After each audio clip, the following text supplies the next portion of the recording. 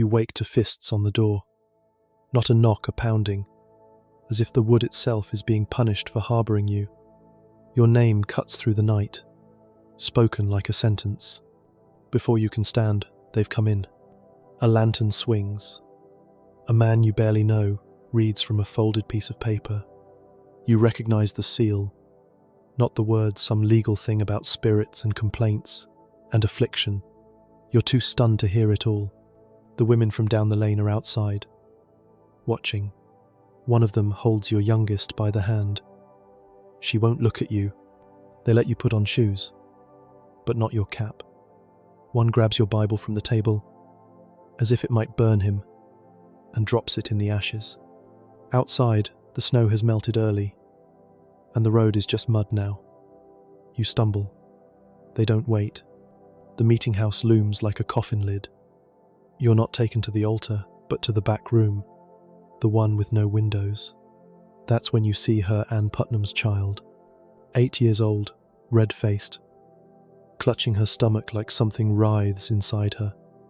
And then she points, not at your face, at your shadow. She pinches me when I sleep, the girl says. She rides me like a beast in the dark. I saw her with the devil. You open your mouth to speak, but someone hisses. Don't look at her, you'll strike her dumb. They demand your confession. You blink. Your hands are shaking. You've never spoken Latin, never touched a charm, never drawn a mark.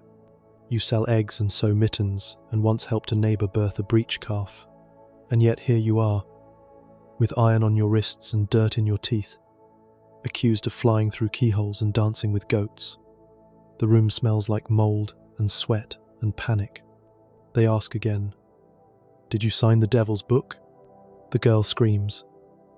Her nose bleeds. Her mother faints. The magistrate lifts his pen. You try to speak, but your voice is already being written for you. They want your confession, but you have nothing to confess, except the name they've already chosen for the devil's bride. Yours. In 1692, Salem Village was not the painted New England postcard it would later become. It was a cold cluster of wood and dread, settled uneasily on the edge of a world. No one trusted not the dark forest beyond the fences, not the native tribes who called the land home, not even their own neighbours. It was a place built on fear, and fear has a long memory. The people who lived there were Puritans, stern, devout, and absolutely convinced that the devil roamed the earth in disguise. He wore many faces: a lazy child, a sudden illness, a dying cow, or a woman who laughed too loudly.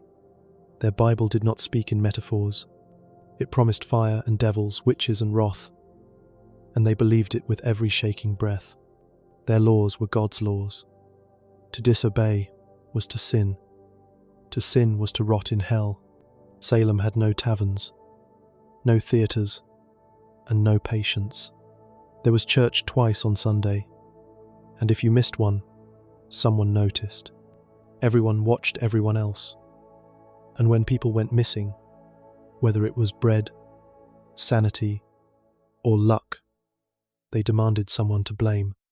The village was splitting in half even before the accusations began. Some wanted to break away and form their own parish. Others clung to old rivalries, bitter land disputes, and generational curses of debt.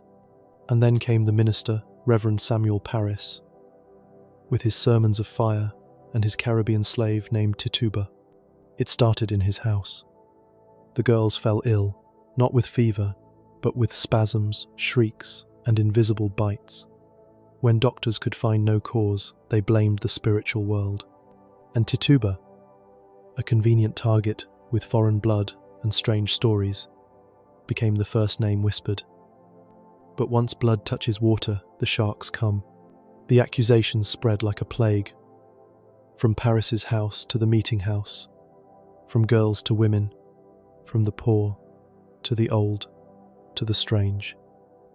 It wasn't about witches, it was about control. There was no need for proof, only a trembling voice, a trembling girl, and a trembling judge. Justice in Salem did not wear a blindfold. She wore a minister's robe, a merchant's scowl, and the white cap of a gossiping neighbour. The people who held power in 1692 were not kings or soldiers, they were clergymen, magistrates, and landed families with long grudges and short tempers. Their courtroom wasn't a grand marble hall, but a small, draughty chamber where reputation weighed more than evidence, and crying louder than your rival might save your neck. At the centre of it all stood the Court of Oyer and Terminer, hastily formed by Governor William Phipps to deal with the growing list of accused. Presiding were men like Judge John Hathorne, who believed guilt before innocence, and Deputy Governor William Stoughton, whose name became synonymous with blind righteousness. They listened with grim faces as girls collapsed and moaned, claiming they saw witches riding spectral beasts or pricking them with needles, and they called that justice. But behind the bench sat quieter powers. The Putnam family, wealthy landowners, supplied more accusers than anyone else. Young Anne Putnam Jr., just 12, was said to be tormented nightly. Her mother encouraged her to speak. Her father, Thomas Putnam, signed complaints. His enemies, curiously, appeared again and again on the list of witches. Even the ministers, like Reverend Parris, were not neutral shepherds. Parris's sermons stoked the flames, casting the trials as a holy war against Satan himself, and those who questioned the process were themselves accused a convenient way to silence critics and keep pews full. And then there were the girls Abigail Williams, Elizabeth Hubbard, Mary Walcott, fragile vessels for the Lord's warning, or clever performers in a village, desperate for divine meaning. Their outbursts were treated as sacred testimony. Their visions were law. In this upside-down world, children held the gavel, and women, without husbands, were dragged to the rope. To resist was to be next. They called it evidence, but it looked more like theatre, or worse, desperation dressed in piety. In the early days of the hysteria, when the afflicted girls still trembled in pews and the town was hungry for answers, the villagers turned to old English folk magic in search of proof. One such method was the witch cake. It sounds innocent, like something from a nursery rhyme, but it wasn't baked for children. The process was simple and revolting. You took urine from the afflicted, mixed it with rye meal, and baked it into a crude cake. Then you fed it to a dog, preferably one belonging to the accused. The belief was that the witch shared a spiritual link with the victim. If the dog reacted, barked strangely, or stared, the guilt was clear. Tituba, the enslaved woman in the Paris household, was asked to help perform this ritual.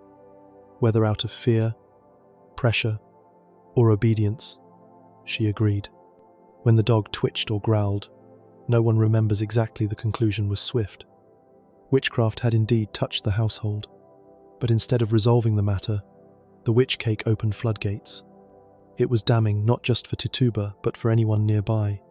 Other so-called proofs weren't much better. Spectral evidence was king. This meant that if someone claimed they saw your ghost, or your shape, tormenting them in their dreams, it was treated as fact. No scratches, no potions, no hidden books were needed, just nightmares and screams. Touch tests were also common. A convulsing girl might fall still if touched by her tormentor. This was taken as divine confirmation. But if you touched her and nothing happened, you must have bewitched the test. In Salem, you could not win. If you denied the devil, you were stubborn. If you confessed, you were damned. If you stayed silent, you were hanged. And every dog that barked, every girl that cried, every nightmare spoken aloud became another nail in your coffin. She used to borrow eggs from you. She cried in your arms when her husband died in the winter frost. You helped her stitch a burial shroud from a scrap of linen and 2 broken needles. Now she sits on the witness bench, hands folded in her lap like she's at church, and says she saw you riding a broom across the moonlight. Her name is Goody Parker. You shared stews, secrets, and a dozen Sundays. But today she testifies that your spectre, not you, your shadow self, entered her house by the chimney and whispered in a language no one can name. She says her baby woke up screaming, that her milk turned sour, that a rat appeared under her floorboards after you looked at her child too long. The courtroom gasps. You look at her. She doesn't look back. This was the horror of Salem. No stranger accused you.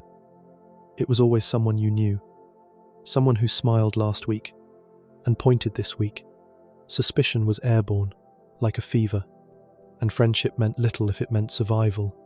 Witchcraft accusations often began, not with malevolent plotting, but with pettiness, envy, and fear. That cow you bought for less than she wanted to sell it? That gossip about her daughter? That time you prayed alone in the woods and didn't explain why? Everything was remembered. Nothing was forgiven. Some accusers swore they had been hurt, pinched, burned, or visited in their dreams. Others claimed their dreams themselves had been stolen. One woman said her Bible flew across the room when the accused entered. One man said a shadow lay across his crops after a passing glance. These things became evidence. And if you had no defenders, or if your defenders were too afraid to speak, you became the safest person in the world to blame.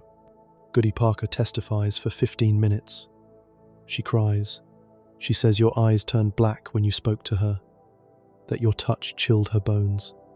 And when she leaves the stand, she bows her head and crosses herself, as if you're already a ghost. At first, the village had cried, "Witch!" with the certainty of thunder loud, righteous, and terrifying. But now, months into the madness, a quieter question begins to whisper beneath the floorboards. Could all these people really be in league with the devil? The numbers were rising. Dozens jailed, 19 dead. Reverend George Burroughs, a former minister, was hanged, even after reciting the Lord's Prayer perfectly, a feat witches were supposedly unable to perform. It shook the onlookers. Some wept. Some looked away. But the rope didn't stop.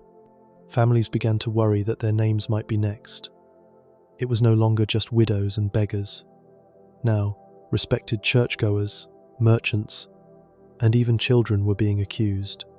A judge's wife, a constable's sister, a midwife with 7 grandchildren. The line between them and us began to blur. In nearby Ipswich and Andover, resistance took root.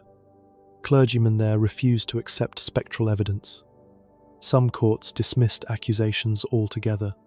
One woman recanted her confession and called the trial a sham. She was immediately reaccused and locked away. Even in Salem, whispers grew. Some said the girls were pretending. Others noticed how accusers seemed to settle old feuds through their testimonies. The walls of certainty cracked.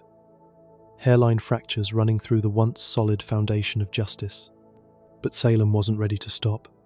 The machinery of fear was already in motion, and like a cart rolling downhill, it was easier to push it forward than to stop it cold.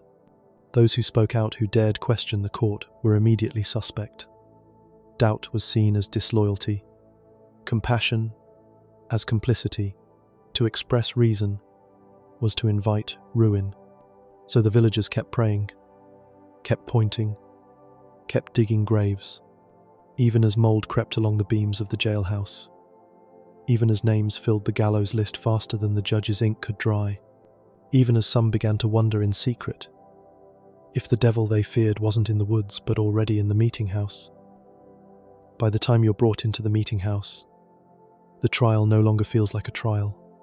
It feels like a theatre, and you are the villain in the final act. The crowd spills in early, packed shoulder to shoulder. Some bring children, some bring bread. The air hums with anticipation. Like before a hanging or a sermon, the two were starting to blur. You stand on a wooden platform, wrists bound. Below you, the girls are already crying. One writhes on the floor. Another points and wails. "She's looking at me. Her spectre's biting me." The judge doesn't stop them. He doesn't even flinch. He simply writes, "This is how justice worked in Salem." Louder voices held more weight, and no voice was louder than the afflicted girls. The court accepts their testimony as divine insight. They scream when you speak. They gasp when you twitch. One girl collapses, shrieking that a bird, your familiar spirit, is pecking at her eyes. You have no bird, but that hardly matters. Your questions are ignored. Your denials are twisted. If you flinch, they call it guilt. If you do not, they call it pride. A woman who once called you a friend testifies that her dreams turned to ash after eating your bread. A boy says he saw your spirit standing in his bedroom doorway, whispering in a tongue not of God. When you ask for proof, they show their bruises. When you ask for mercy, they show their tears. You begin to wonder if perhaps you are guilty, not of witchcraft, but of something worse, being powerless in a place where power is a weapon. There is no lawyer, no defense, only God, and the court's interpretation of him. At one point, the judge asks if you can recite the 10 Commandments. You begin, "Thou shalt have no other gods," but your voice quakes. You forget the next line. The courtroom murmurs. They do not ask again. Outside, the gallows creaks in the wind. Inside, the verdict is already written, though they haven't yet spoken the words. They don't need to. The rope has already been measured. By July, death has become part of the weather. The sun rises over Gallows Hill, and the dirt below it keeps getting turned. There's no ceremony, no blessing, only a rope, a push, and a silence so thick it tastes like ash. They hanged Bridget Bishop first. Her only real crime was wearing too much lace and speaking her mind in taverns. The girls screamed when she looked at them. That was enough.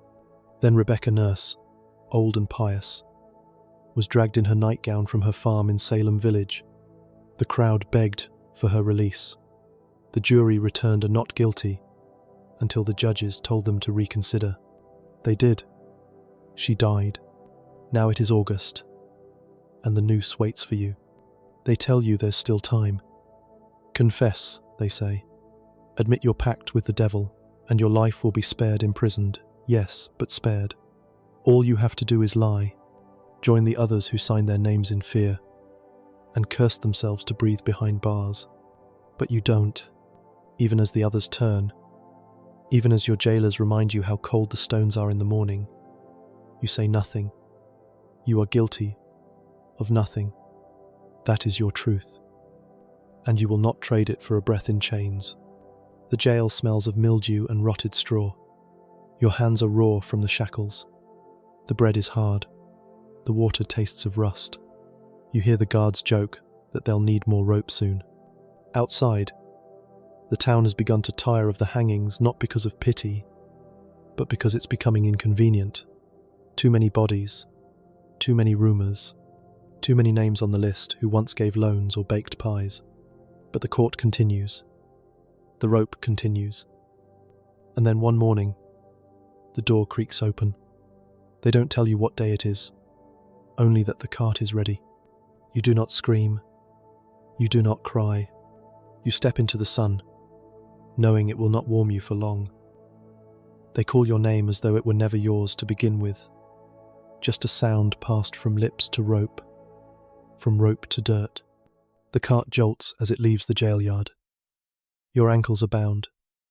The wood beneath you is splintered and cold. Beside you, another woman recites Psalm 23 under her breath, the words crumbling like stale bread. You do not speak. You have nothing left to say. The crowd waits along the road. They do not cheer. Not anymore. The novelty has worn off, but the need to watch remains. Some come for justice, others for spectacle. A few maybe for guilt. Children cling to mothers.